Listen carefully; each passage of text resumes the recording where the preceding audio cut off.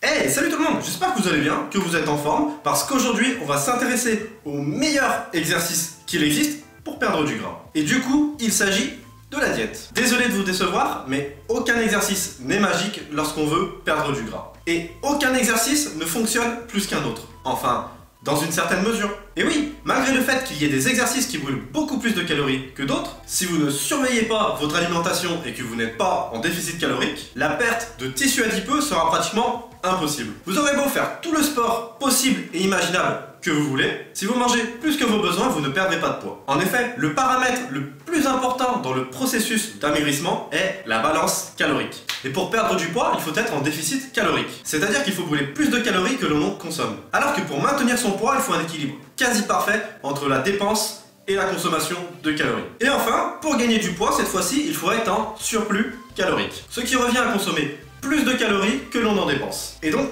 si vous avez bien intégré tout ceci, vous êtes sur la bonne voie pour atteindre vos objectifs de perte de gras. Mais à mon sens, il existe encore deux autres paramètres très importants. Et le premier paramètre qu'il faut à tout prix surveiller, c'est l'index glycémique des aliments que l'on consomme. Il va falloir se concentrer sur les aliments à index glycémique bas, voire moyen. Car ceux avec un index glycémique élevé vont induire un pic d'insuline important. Ce qui, pour vous vulgariser un petit peu le schéma, va vous amener à stocker du gras facilement. Et donc, à éviter. Et enfin, troisième paramètre, il va s'agir de diminuer sa consommation calorique petit à petit, de manière très progressive. Et surtout, de ne pas la diminuer d'un seul coup. Si vous faites ceci, vous perdrez très vite du poids, mais vous perdrez aussi pas mal de masse musculaire. Et je pense pas que c'est l'objectif recherché. Enfin, perso, j'ai jamais entendu quelqu'un se plaindre qu'il avait trop de muscles et qu'il voulait en perdre. Et en plus de voir vos muscles fondre, vous allez totalement cracher votre métabolisme. En gros, votre consommation calorique sera tellement descendue d'un coup que votre organisme va se mettre en mode survie. Et il va tellement se ralentir que la perte de poids sera impossible. Et en plus de tout ça, vous n'aurez